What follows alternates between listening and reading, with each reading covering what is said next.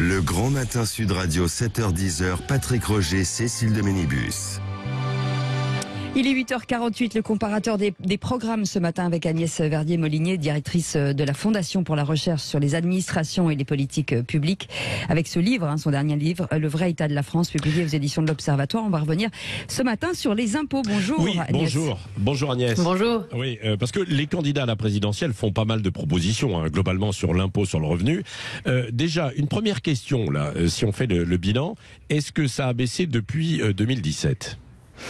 Eh bien, pas vraiment, Patrick. On a beaucoup parlé de la baisse de l'impôt sur le revenu du gouvernement de 5 milliards.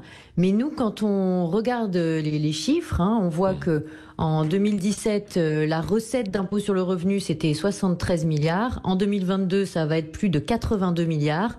Et en fait, par rapport à la richesse nationale, ça n'a pas bougé. Ça fait toujours 3,2% de la richesse nationale. Donc, il y a eu des baisses, mais il y a eu aussi des hausses. Et on a toujours cet impôt sur le revenu qui compte 5 tranches et qui reste au même poids pour les Français. Ah oui, bon. Alors, faisons un tour d'horizon maintenant des propositions des candidats pour réformer l'impôt sur le revenu. Agnès.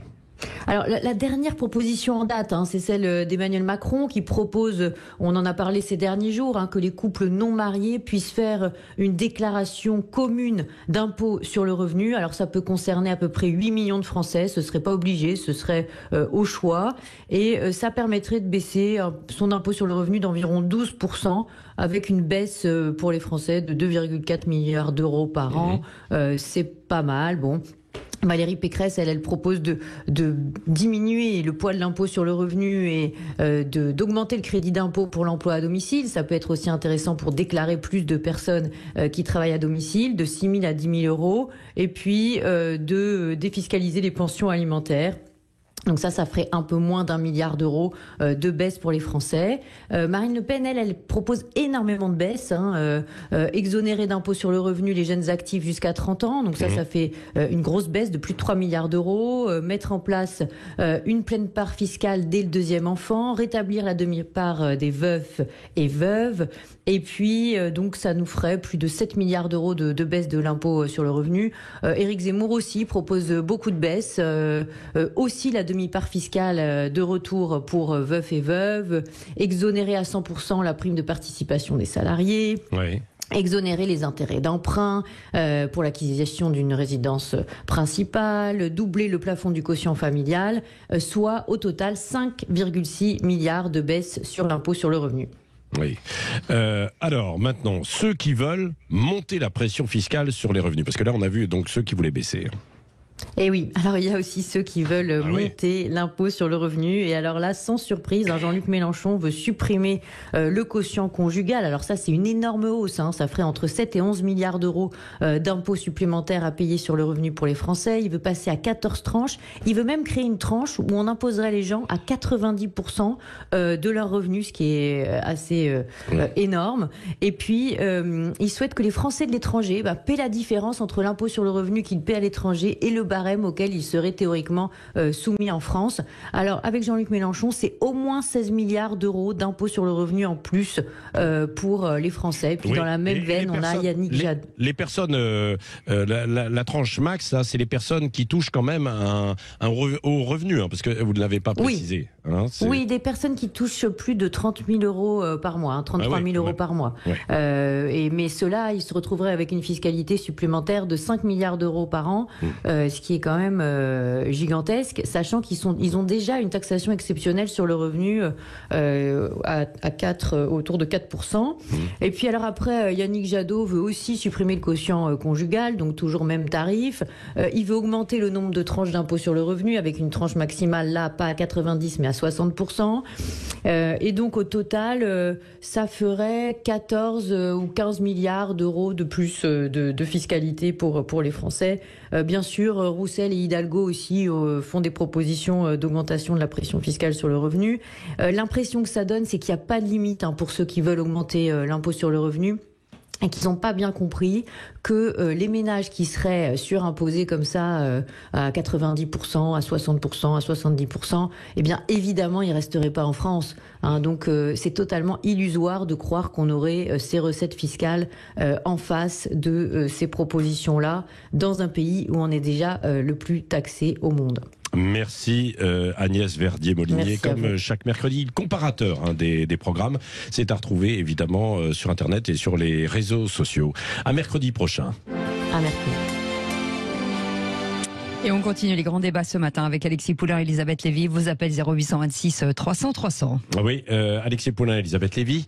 Alors on a beaucoup parlé, tous les deux d'ailleurs, vous avez évoqué Éric Zemmour, Marine Le Pen, avec vous aussi Alexis Poulain, parce qu'il y a ce match en fait à droite, même si la balance semble pencher en faveur de Marine Le Pen quand on regarde les intentions de vote. Et Éric Zemmour, il pousse les feux avec cette proposition par exemple du ministère de la Remigration. Elisabeth Lévy, vous avez dit tout à l'heure que oui, il y avait un constat, mais derrière tout ça, c'était en fait inapplicable. Pourquoi, selon vous ? Non, c'est pas ça que j'ai dit. Pardonnez-moi, Patrick. Je le résume. Non, mais je le résume. Non, mais non, parce que je ne crois pas ça. Non, mais sur la philosophie. Non, je ne crois pas ça du tout. Oui. Non, vraiment, j'ai distingué le mot et la chose. Oui, la chose me paraît tout à fait applicable. Oui. Non, alors vraiment, non, mais c'est important parce que j'en ai marre d'entendre qu'on peut rien faire. Oui. Je pense qu'on peut parfaitement expulser les délinquants étrangers, les fichiers S, les djihadistes, etc. On parle bien des étrangers. Oui. Mais j'ai dit que le mot remigration, employé par Éric Zemmour, suggérait autre chose. Or, lui, ce qu'il a dit, c'est qu'il voulait expulser. Ce que je veux dire, c'est que dans la pratique, je pense qu'on peut tout à fait faire ce qu'il a dit. Oui. Il faut le faire en tous les cas. Je ne vois pas l'intérêt de garder dans nos prisons des délinquants étrangers. En revanche, je veux dire, en employant ce mot, si vous voulez, il y a une espèce d'ambiguïté parce que le mot suggère autre chose. Il suggère de faire repartir, si vous voulez, des Français d'origine étrangère. C'est pas du tout ce que propose Zemmour, c'est ça, mais c'est ce il que le je laisse dire. entendre. Inapplicable quand pour l'ensemble en fait de la population qui pourrait être concernée. Vous ne m'avez pas laissé aller jusqu'au bout, Elisabeth. C'était ce que je voulais dire. Pas, bien sûr, autrement, vous l'avez dit, oui, il y a des choses qu'il faut faire. Non, mais ce que propose Zemmour, c'est important, Patrick, parce qu'il y a beaucoup de gens qui sont quand même de mauvaise foi et malveillants, qui essayent de faire croire que c'est ça qu'il a proposé. Lui, ce qu'il a proposé, c'est de faire partir des étrangers, des gens qui n'ont pas de passeport français et qui sont indésirables en quelque sorte. Voilà. Et ça, mais j'ai dit encore une fois que le mot me semblait fait pour susciter l'effroi, et ça, je comprends pas très bien sa stratégie. Voilà. Ou sa tactique. Alexis Poulain. Ce mot, il l'utilise depuis longtemps. Il parle de remigration. Après, en faire un ministère, c'est là où ça se corse, parce qu'effectivement, il y a le droit international. Il faut des accords avec les pays pour renvoyer des détenus ou des gens qui sont déjà sur notre territoire. C'est extrêmement compliqué, et donc ce serait si c'était les macronistes, on appellerait ça une task force. Pour Éric Zemmour, c'est un ministère. L'idée, c'est peut-être de prendre ce problème à bras le corps, parce qu'on se rappelle de Gérald Darmanin qui annonçait mettre enfin en œuvre toutes les obligations de quitter le territoire français parce qu'elles sont non respectées. C'est-à-dire que même quand la loi oblige quelqu'un à quitter le territoire français, il y reste. Et ça, c'est un vrai problème. Donc à un moment, ce problème-là, on ne doit pas faire comme s'il n'existait pas. Éric Zemmour met les pieds dans le plat depuis le début de cette campagne. Il continue de le faire. Alors, est-ce que c'est une stratégie gagnante ? Ça, c'est la question, puisque politiquement, effectivement, le mot rémigration fait peur, et donc Zemmour devient une sorte d'épouvantail. C'est lui l'extrême droite. Mais c'est un vrai problème, puisque même Gérald Darmanin, ministre d'Emmanuel Macron, a bien dit que c'était un problème et qu'il fallait faire respecter les OQTF, ne serait-ce que cela. Eh bien cela, ce n'est même pas respecté aujourd'hui. Donc il faut effectivement travailler, alors peut-être pas avec McKinsey sur ce sujet-là, mais avec l'administration française, avec le ministère de l'Intérieur, et faire en sorte qu'on arrive à une solution, parce que c'est un problème qui dure depuis des années et qui ne fait qu'empirer. Ouais. Allez, écoutez, vous avez suscité des appels 0826 300 300 sur cette proposition, cette idée de ministère de la remigration. Vous pouvez voter. Qu'est-ce que vous en pensez ? Est-ce que c'est de la provoque ? Est-ce que c'est complètement irréalisable ? Ou alors, oui, comme le dit Elisabeth, il y a les mots et la chose. Donc, vous pouvez nous appeler et réagir. On en discutera dans quelques minutes. 8h57. Le Grand Matin Sud Radio, 7h-10h, Patrick Roger, Cécile de Ménibus. Il est 9h04, Revel en campagne. Sud Radio présidentielle 2022. Eric Revel est avec nous. Bonjour Eric. Eh ben, bonjour Cécile, bonjour Patrick. Alors, dans cette campagne, il y a évidemment la guerre en Ukraine, Eric, et la guerre en Ukraine avec des conséquences assez importantes. Là, sous la pression politique, Total Energy va arrêter d'acheter du pétrole russe. C'est une décision majeure pour le groupe pétrolier français. Oui, alors Total Energy, pour ceux qui ne l'ont pas encore en tête, c'est Total, évidemment. Oui. C'est le groupe pétrolier français qui va arrêter donc tout achat de pétrole et de produits pétroliers russes. Alors, au plus tard, c'est important, à la fin de l'année 2022, donc c'est pas pour tout de suite, ils se donnent encore un peu de temps. C'est une annonce, oui, vous avez raison, importante, même si cette décision, elle prendra réellement effet en décembre 2022. C'est important parce que pour l'instant, je vous le rappelle, les pays européens ne sont pas d'accord pour décréter un embargo sur le pétrole russe. Donc, Total, sous la pression, prend les devants, fait le pari aussi, risqué, disent certains experts, de trouver d'autres sources d'approvisionnement, notamment du côté de l'Arabie Saoudite, membre influent de l'OPEP, l'Organisation des pays producteurs de pétrole. En revanche, le groupe Total souhaite conserver, écoutez bien, ses participations financières dans Novatek, par exemple, qui est le premier producteur indépendant de gaz en Russie, et dans un certain nombre de groupes d'énergie en Russie. Conserver ses participations financières. Oui, c'est ça. Donc, ce qui veut dire qu'en conservant des participations, c'est une impression de demi-mesure, finalement. Alors, oui, on peut le voir comme ça. L'argument de la direction de Total pour expliquer ce que vous appelez une demi-mesure, Patrick, cet argument s'entend aussi. Écoutez bien, que dit la direction de Total pour conserver ses participations ? Elle dit céder ses participations, en fait, serait impossible en ce moment, puisque seuls les oligarques russes ou les investisseurs de ce pays pourraient reprendre ses participations, puisqu'il y a des sanctions économiques qui empêchent à d'autres investisseurs d'investir en Russie. Donc en fait, ça serait faire le jeu des oligarques russes ou des investisseurs russes que de céder ses participations. Donc, dit Total, ce serait contre-productif pour l'efficacité même des sanctions qui sont mises en place. Oui, alors il y a beaucoup d'entreprises françaises qui occupaient des places de choix quand même en Russie avant cette guerre. Oui, alors c'est toujours délicat évidemment de parler de business, de parler d'entreprise en ce moment, parce qu'à côté de l'horreur de cette guerre en Ukraine, oui, il faut quand même le dire, il y a des réalités économiques, mais vraiment importantes, très importantes pour la France. 2-3 chiffres. Il y a plus de 500 filiales françaises qui sont implantées en Russie. 35 des 40 entreprises du fameux CAC 40, les plus grosses entreprises françaises, 35 sur 40, sont présentes en Russie. Les entreprises françaises emploient 160 000 personnes et c'est le premier employeur privé étranger, la France, en Russie. Le premier. Vous prenez Renault par exemple, la Russie, c'est tout simplement son deuxième marché mondial derrière la France. Donc c'est considérable. Il y a évidemment la réalité mortifère de cette guerre en Ukraine.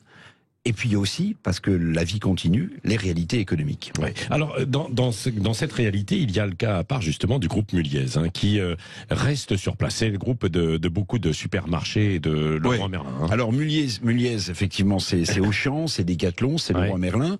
Alors oui, il y a une vraie dynamique des entreprises françaises en Russie, notamment des enseignes que je viens de citer, Auchan, Decathlon, Leroy Merlin.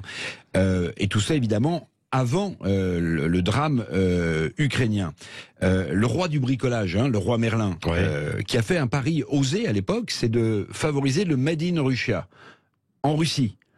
s'est développé de manière considérable. Il a plus de 100 magasins en Russie, Leroy Merlin. Pour l'instant, oui, pour l'instant, les enseignes du groupe Mulier, Auchan, qu'on connaît évidemment bien en France, Decathlon et Leroy Merlin, font le pari, même si la pression est forte, de continuer à rester et à vendre des produits en Russie. Oui, c'est compliqué, d'où d'ailleurs des manifestations qu'il y a eu en France ces derniers jours. Et quel est le risque pour les groupes étrangers qui quittent la Russie ? Évidemment, alors il y a deux risques à mon sens. Le premier risque, c'est à l'heure de la reconstruction ou de la paix. Plus vite elle arrivera, mieux ce sera. Cette perte des parts de marché. Parce que, évidemment, le gouvernement russe, du moment, fera pas de cadeaux aux groupes qui auront déserté le marché russe. Mais il y a un autre risque qui plane, Patrick, c'est une nationalisation. La Russie en parle. Poutine en parle. Une nationalisation sur son sol, évidemment, des groupes étrangers qui quitteraient le pays. Cette menace, alors, elle n'est pas encore matérialisée, mais elle est bien réelle. Et dans l'engrenage des sanctions économiques de part et d'autre, il y en a de part et d'autre, les groupes français, il faut quand même le dire, ont beaucoup à perdre. On le voit, énormément d'incidences, quoi. Et c'est plus compliqué que ça n'y paraît quand bien souvent on dit oui, bah alors il faut des sanctions, il faut être capable de décider, voilà, d'être très ferme. Sauf que quand vous dites, moi, ce qui vient de me surprendre, Alexis Poulain, Elisabeth Lévy, 35 entreprises sur les 40 du CAC 40 qui sont présentes d'une manière ou d'une autre là-bas. Quelle est votre réaction à ce que vient de dire dans cette enquête très intéressante Éric Revel? Alexis Poulain. Mais c'est sûr que la France, depuis le début, a une stratégie de partenariat avec la Russie, du moins économiquement. Hein, mais les entreprises du CAC 40 sont des multinationales présentes en Amérique du Sud, en Russie, en Chine également.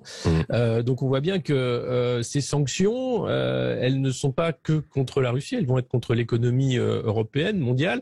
Ceux qui vont le mieux s'en tirer, c'est évidemment les Américains qui vont pouvoir vendre leur gaz de schiste qui était en perte de vitesse, qui coûte extrêmement cher, qui vont pouvoir aussi shifter sur un marché énorme, hein, qui était le marché russe, en disant maintenant il y a d'autres marchés, c'est le marché américain et éventuellement le marché européen. Donc on est en train de faire des sanctions qui vont être dangereuses, difficiles, à la fois pour les populations qui n'ont rien à voir dans le choix de Vladimir Poutine de faire cette guerre en Ukraine, et également les Français, les Européens qui se tirent une balle dans le pied avec ces sanctions. Demain, apparemment, de nouvelles sanctions vont être imposées à la Russie.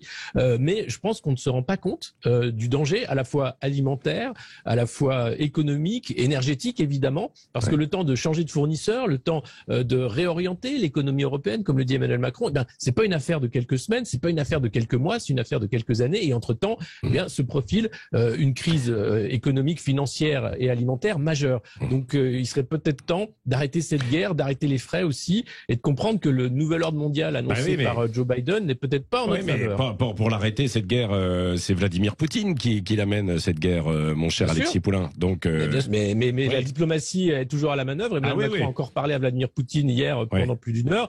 Zelensky parle devant le Parlement aujourd'hui. L'idée, c'est bien sûr de mettre la pression maximale sur Vladimir Poutine pour qu'il arrête l'opération en Ukraine. Mais on doit faire que la diplomatie s'engage et pas une escalade à la fois sur les sanctions et à la fois aussi sur le terrain militaire, puisqu'on parle maintenant de frappe tactique, d'engagement des Européens et de l'OTAN. Enfin, voilà, ça deviendrait une guerre mondiale. Oui, Elisabeth Lévy avant Éric Revel de nouveau. Et puis vous, 0826 300. Alors, je suis en grande partie d'accord avec Alexis, à l'exception de l'emploi du mot shifter. Excusez-moi, ça m'étonne de vous, ce vocabulaire vocabulaire très McKinsey, cher Alexis. Je lis trop Jean Covici, vous savez. Cher Alexis m'étonne dans votre bouche. Non, mais si vous voulez, juste, pardon. Alors, je pense qu'on apprendra évidemment plus tard qu'est-ce qui s'est joué, comment ça s'est joué, qui a poussé à quoi, parce qu'évidemment, dans ces affaires-là, si vous voulez, quand on me dit on fait la guerre pour des valeurs, si vous voulez, j'ai beaucoup de mal à croire qu'on fasse la guerre pour des valeurs. En réalité, il y a évidemment dans les politiques des intérêts derrière, et c'est normal que le président américain défende les intérêts du peuple américain d'une certaine façon. Non, ça devrait quand même, tout ce que vous venez de dire et la passionnante chronique d'Éric, où il y avait beaucoup d'informations, merci Éric, devrait tout de même faire réfléchir tous ceux qui s'agitent du matin au soir, si vous voulez, en nous expliquant qu'il faut boycotter les entreprises qui travailleraient encore en Russie. Bah oui, essaye de boycotter Total, mon grand, ça va peut-être être compliqué de boycotter Total, parce que évidemment les gens ne savent pas quand ils achètent des produits qui ont été achetés par Total. Donc je trouve là ça relativise un peu les belles âmes. Maintenant, je pense que la position d'Emmanuel Macron, elle est assez compliquée, parce que d'un côté, il est le chef des sanctions, et d'un autre côté, il veut quand même être le médiateur. Alors, il n'a pas été aussi loin que Joe Biden, par exemple. Il se refuse à traiter Vladimir Poutine de criminel de guerre. Je ne suis pas en train de dire qu'il l'est pas. Je dis simplement que si on veut négocier avec lui, si on veut l'amener à la table de négociation, c'est pas le meilleur moyen de le faire. Donc, voilà. Éric Revel. Alors moi, d'abord il y a de neuf ce qu'on a oublié, je le dis souvent cette formule, mais derrière l'horreur de la guerre et la monstruosité, il y a aussi tous les aspects business, notamment de reconstruction. Souvenez-vous de l'Irak, par exemple. Souvenez-vous de l'Irak. Les États-Unis ont bombardé l'Irak, et qui a reconstruit l'Irak une fois que la guerre a été finie? C'est les entreprises américaines comme Halliburton. Donc évidemment. Mais juste sur le boycott ou sur le retrait des marques françaises de Russie, c'est un vrai sujet. Je vous disais Renault tout à l'heure. Renault, c'est la première marque en Russie avec son partenaire Avtovaz. Alors ça vous dit peut-être rien, mais c'est Lada. C'est Lada. Donc les enjeux sont considérables. Et puis il faut aussi le dire. En étant tout à fait honnête, il y a des marques qui prennent plus de risques que d'autres. Pourquoi? Parce que quand vous êtes dans le luxe, vous êtes le leader mondial incontournable, avec des marques mondiales incontournables, que vous partiez momentanément et que vous reveniez, c'est pas ça qui va porter au moins de votre business. En revanche, si vous êtes Renault, ou si vous êtes Decathlon, ou si vous êtes Leroy Merlin, et que vous quittez le marché russe, là vous n'avez pas une marque suffisante, et donc vous avez des concurrents qui vont venir. Donc ok, c'est super. Avec des grosses infrastructures. Bien sûr, ok, c'est super cynique de parler de tout ça, Patrick, parce qu'on est encore dans l'horreur de la guerre. Mais derrière, tout le monde le sait. Comme on sait que si vous êtes membre de l'OTAN, c'est parce que vous achetez du matériel militaire américain, que vous faites marcher l'arsenal militaire américain et cette machine à cash. Donc derrière toutes ces horreurs et dont les civils pâtissent au quotidien à Mariupol ou à Odessa, il y a aussi cet aspect qu'il faut jamais oublier, c'est que derrière, et le bras de fer est commencé, il y a des enjeux économiques très importants pour chacun de ces pays. Un mot justement sur ce que l'on peut attendre de l'intervention en vidéo cet après-midi du président ukrainien Zelensky devant l'Assemblée nationale et le Sénat. Comme il a tendance à cibler et à chaque fois qu'il s'adresse à un pays, Knesset, il a parlé de la décision, de la solution quasiment finale que les Russes emploieraient en Ukraine. Je pense qu'il va faire vibrer le couplet résistant chez nous en disant vous avez été des grands résistants, vous allez encore l'être. Voilà. Bon, même s'il y a eu des résistants de la dernière heure à la fin de la Seconde Guerre mondiale. Oui, c'est ça. Alexis. À mon avis, pardon, un mot. Oui, Elisabeth. Non, le problème, je trouve souvent, alors je crois qu'on a déjà parlé de son discours à la Knesset, qui à mon avis était doublement fautif, mais le problème, c'est qu'il joue maintenant beaucoup la fibre de la culpabilisation. C'est-à-dire, en gros, alors il va pas jusqu'à dire que c'est de notre faute, hein, mais quand même qu'on n'en fait pas assez, qu'on n'est pas part de responsabilité parce qu'on ne vient pas suffisamment en aide au peuple ukrainien. C'est ça. Je pense qu'il va parler des nouvelles sanctions. Enfin, les dernières allocutions sont vraiment de dire il faut annuler la Russie, tous les échanges commerciaux. Enfin, il faut vraiment faire en sorte que la Russie soit écrasée économiquement. C'est sans doute ce qu'il va faire, et je suis d'accord avec Eric, il va sans doute faire appel à l'esprit de l'appel du 18 juin en disant voilà, vous avez eu De Gaulle, la résistance c'est important, pays de la Déclaration des droits de l'homme et des libertés aussi.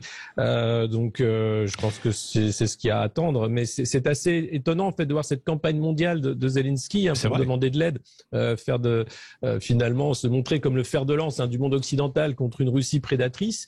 Il fait le tour comme ça de tous les parlements, mais au final les Ukrainiens restent seuls face à l'invasion russe sur le territoire, et la guerre continue de faire des victimes et s'intensifie. Merci. Allez, dans un instant, vous voulez réagir sur l'actualité. Zelensky justement qui sera face au Parlement français pour appeler à plus de soutien. Qu'est-ce que vous en pensez? C'est utile? Ça ne l'est pas? Voilà, j'aimerais vous entendre. Et puis, ce qu'on a évoqué tout à l'heure. D'une part, sur le duel Marine Le Pen... Éric Zemmour, oui. Là, quand on pose la question, est-ce que Marine Le Pen a creusé l'écart avec Éric Zemmour? Vous dites non à 62%. Ah, non à 62%. Ouais, je pense qu'il y a des troupes là qui votent en masse pour ça.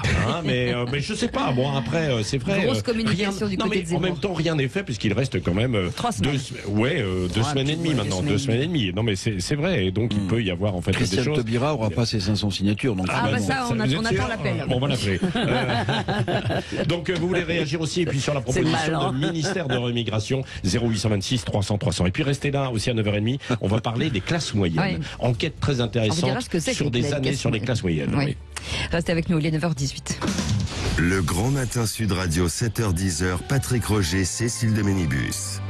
9h21, on va y arriver. Le grand débat du matin, ce matin, avec Alexis Poulain, Elisabeth Lévy, Eric Revel, et vos appels 0826 300 300. On va commencer par l'appel d'Annie qui nous appelle de Le Pontet, dans le Vaucluse, je crois. Annie, bonjour.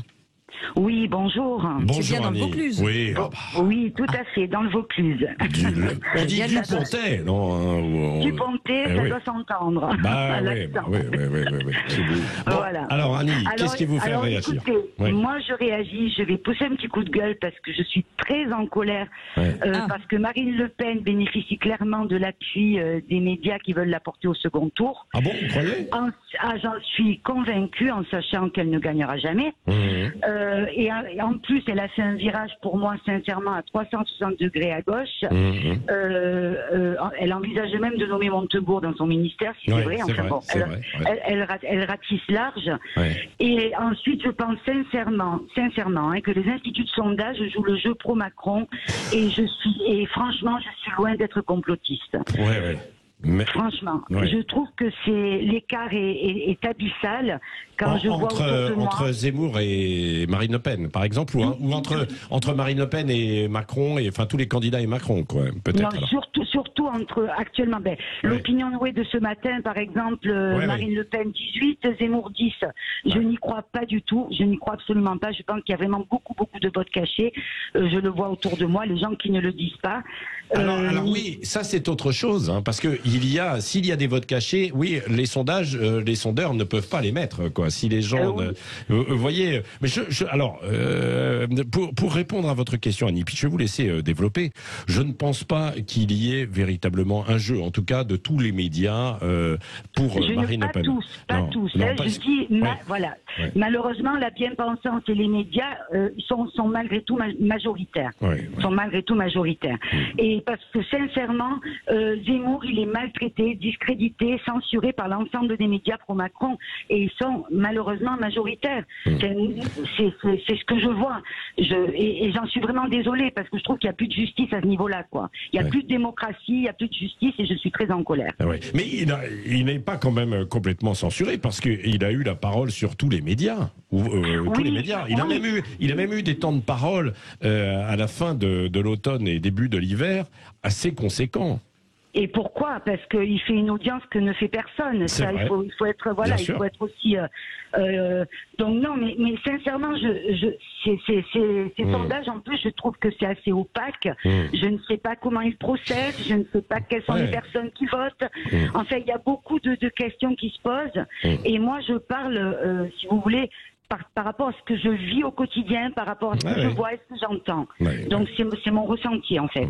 Oui, c'est vrai. Non, mais c'est intéressant. Alors, juste avant de donner la parole à Elisabeth Lévy, vous savez bien, c'est la plus bavarde du groupe. Hein. Elisabeth, je la suis parce qu'au moins elle est très honnête. Elle dit les choses. Hein, elle dit les choses. Et toc pour la bavarde. Pour les autres. Non, je voulais vous préciser une chose par rapport, parce qu'on a le sondage IFOP fiducial avec Sud Radio et LCI et Paris Match tous les jours. Donc du coup c'est différent parce que tous les jours il y a des gens il y a un grand panel et des gens qui sont interrogés et il correspond un petit peu plus à la réalité. Alors il n'y a pas forcément des grands mouvements comme sur d'autres. Bon là si je prends donc je vais vous le redonner. Hein, il est tombé hier après-midi, tous les après-midi avec Philippe David et l'ensemble des vraies voix. Il le commente d'ailleurs à 17h. Bon, Emmanuel Macron est à 28. Il avait baissé par rapport au week-end dernier. Et c'est vrai que Marine Le Pen a regagné là de ces derniers jours, elle est à 19,5. Éric Zemmour, dans ce sondage, est à 12,5. Et il reste en fait au même niveau. C'est Valérie Pécresse qui a quand même baissé depuis quelques jours et qui est, même si elle est stable là ce matin, mais elle est à 10,5. Et dans le même temps, il y a Jean-Luc Mélenchon qui n'arrête pas quand même de monter. Il est à 13,5 ce matin. Donc c'est intéressant et de voir ensuite c'est Yannick Jadot à 5,5. Anne Hidalgo est à 2. Elle est toujours devancée par Jean Lassalle. Bon, Elisabeth Lévy. Bonjour. Non, je dirais deux choses. La première, si vous voulez, je ne crois pas du tout qu'il y ait une volonté des instituts de sondage. Il y a une véritable difficulté à mesurer les intentions de vote quand beaucoup de gens n'ont pas décidé, quand il y a beaucoup d'abstention. Mais l'un des intérêts du premier tour, ce sera évidemment, tout le monde se demande si on va avoir des surprises. Et ça, c'est tout à fait possible. D'ailleurs, les sondeurs disent eux-mêmes, si vous voulez, qu'ils ont beaucoup de paramètres incertains certain. La deuxième chose, si vous voulez, moi je suis assez frappée aussi par, je ne sais pas si les médias sont tous massivement pro-Macron, je dirais quand même, il y a quand même une tendance, oui. Ah oui, tout à fait, il y a beaucoup de médias. Non mais ce qui me frappe moi, et ce qui m'a beaucoup frappé, dans n'importe quel pays, si vous voulez, en tous les cas aux États-Unis, la conférence de presse d'Emmanuel Macron la semaine dernière aurait provoqué un scandale. Si vous voulez, il a choisi les questions. Il est interrogé, si vous voulez, comme s'il était interrogé en tant que président, alors que ça se passait pas à l'Élysée, c'était bien le candidat. Oui. Il n'est pas du tout interrogé comme les autres. C'est-à-dire que les autres, on leur coupe la parole. Pas que Zemmour, franchement. Zemmour, il a eu aussi beaucoup de place dans les médias, mais on leur coupe la parole, on les enquiquine, on leur rappelle leurs trucs passés. Mais Emmanuel Macron, il se balade en majesté dans cet exercice. Franchement, si j'étais horripié, moi aussi. Oui, en fait, moi, je ne comprends pas de la part des médias, et ça, franchement, avec toutes les affaires qu'ils traînent, Macron, Alstom, McKinsey, tout son gouvernement, une grande partie mis en examen, qui traîne des casseroles, et personne n'en parle. Personne n'en parle, ça passe crème. Donc, attendez, on n'arrête pas d'en parler. Hein, donc, oui, vous peut-être, mais sincèrement, c'est vraiment une minorité. Mais c'est scandaleux, c'est scandaleux. Et non, ça n'apparaît pas. Fillon, il est tombé pour bien peu de choses comparé à ça. Ah, costume, oui. Costume. Voilà, donc, voilà, les costumes de Fillon. Oui, donc, voilà, pas que ça aussi. Bon, voilà, et le travail de Pénélope. Oui, Pénélope. Voilà, et après, quand vous demandez aux personnes s'ils vont revoter Macron, une grande majorité dit non, les gens en parlent très mal. Donc, si vous voulez, la réalité du quotidien ne reflète absolument pas ce que l'on entend sur les plateaux et ce que l'on entend dans les instituts de sondage. C'est mon ressenti. C'est pour ça que je voulais pousser un petit coup de gueule ce matin. Non, mais vous avez raison. Le 0826 300 300 est fait pour ça, pour vous entendre. Éric Revel, un commentaire. Oui, alors c'était juste un petit peu décalé, mais je pensais à François Hollande qui allait soutenir Anne Hidalgo à Limoges. Je crois que c'est aujourd'hui. Non, c'était hier. Non, mais j'avais une pensée pour lui parce que je me disais inconsciemment, l'ancien chef de l'État doit culpabiliser parce que c'est lui qui a mis le PS dans cet état-là, et venir au secours d'Anne Hidalgo qui fait 2 points, et je le dis à chaque fois, ça fait sourire, qui est bientôt rattrapé par le taux du livret A. Il prend un risque politique de folie, François Hollande, c'est-à-dire que il va soutenir Anne Hidalgo parce qu'il culpabilise tellement d'avoir effondré le Parti socialiste après son quinquennat loupé, que c'est le dernier des Mohicans. En général, on dit éléphant pour le PS. Il y avait une surprise Anne Hidalgo. Non, si finalement bien sûr. Grâce à François Hollande, elle va faire 19 points dans les sondages. Non, mais si elle était sous-estimée, c'est une catastrophe. Non, vous ne croyez pas? Non, j'y crois pas un instant. Non, parce qu'il y a quand même des troupes socialistes sur le terrain. Mais je pense que Jean-Luc Mélenchon est en train de siphonner beaucoup de candidats socialistes, beaucoup de candidats de gauche, bien sûr. Et regardez Jadot aussi. Bon, merci à vous, Alexis Poulain, Elisabeth Lévy, Éric Revel, vous, Annie, et vous étiez d'autres à nous appeler au 0826 300 300. Vous aurez la parole. Vous pouvez d'ailleurs continuer de vous exprimer. Par exemple, les classes moyennes. C'est qui et c'est quoi les classes moyennes? Ça concerne qui? Oui, ça concerne qui? Eh bien, on va voir ça avec un livre de quelqu'un qui étudie depuis des années le comportement des Français. C'est Maurice Lévy. Il sera avec nous dans un instant. Grand patron. Grand patron de Publicis. Non, Publicis, du conseil de surveillance maintenant du groupe Publicis. Mais enfin bon, voilà. Donc, en tout cas, il est très clair dans ses propos. Son livre s'appelle Ouvrez les yeux, en gros. Aux éditions Fayard. Il est très clair. Ouvrez les yeux. Voilà, c'est ça. Et en pleine forme encore, Cécile de Ménibus. On n'a pas l'impression qu'elle n'a dormi que 2-3 heures. Parce qu'à 10 heures, il n'y a plus personne. Restez avec nous. Je dois vous le dire, elle n'a dormi que quelques heures, Cécile. Oui, à cause de vous, Patrick Roger. Oui, c'est vrai. Absolument. Je vous en remercie. Oui. Non, mais on ne va pas rentrer dans notre vie privée. On laisse planer le doute. Oui, on laisse planer. J'espère que vos familles ne sont pas à l'écoute. Si, et on les embrasse parce qu'ils sont ensemble. Allez, restez avec nous, on revient dans un instant, tout de suite.